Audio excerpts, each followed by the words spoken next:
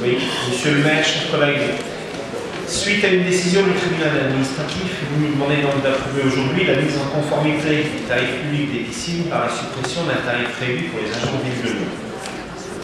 À l'occasion de ce dossier, j'aimerais aborder plus généralement les équipements nautiques à Lyon. Le constat, nous le connaissons, Lyon compte une piscine pour 60 000 habitants, alors que la moyenne nationale est une piscine pour 30 000 habitants.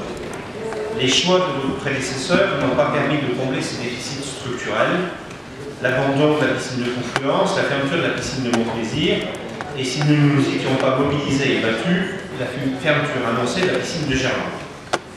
À ce sujet, monsieur le maire, où en sommes-nous du projet de construction d'un nouvel équipement nautique à Gerland? Pour mémoire, en juin 2016, Gérard Collomb avait décidé sans concertation de la fermeture de la piscine municipale de Gerland.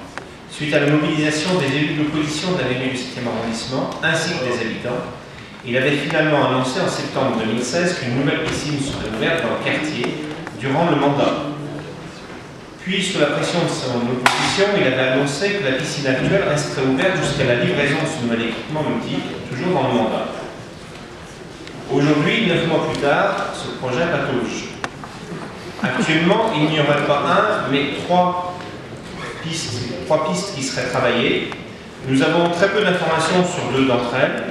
Quant à la dernière hypothèse, elle est classée top secret, puisque chaque fois on nous indique qu'il y a une troisième piste, mais qu'on ne peut pas nous en dire plus que ça.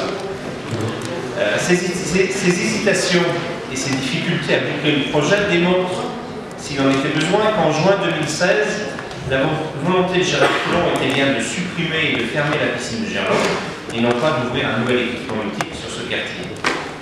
Monsieur le maire, pouvez-vous nous indiquer où nous en sommes sur ce dossier?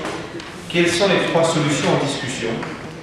Par ailleurs, Louis Grabert avait indiqué en 2016 que 10 millions d'euros initialement prévus à la PPI pour rénover la piscine de Gerland pourraient être mobilisables pour contribuer au financement du nouveau complexe nautique dans un tour de table privé-public, par exemple.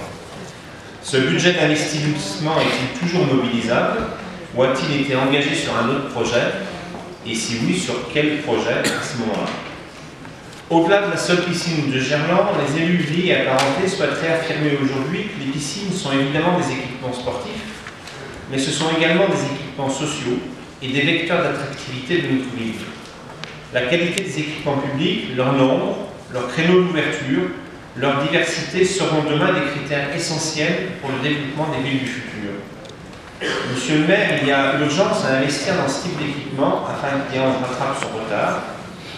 Monsieur le maire de Lyon, monsieur le président de la métropole, il convient de réfléchir ensemble aux équipements sportifs, culturels, espaces verts, qui ont une vocation métropolitaine et ceux qui relèvent de la proximité.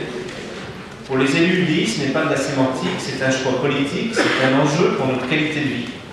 Cette clarification permettra à la ville de Lyon de se concentrer sur le développement des équipements de proximité. Je vous remercie.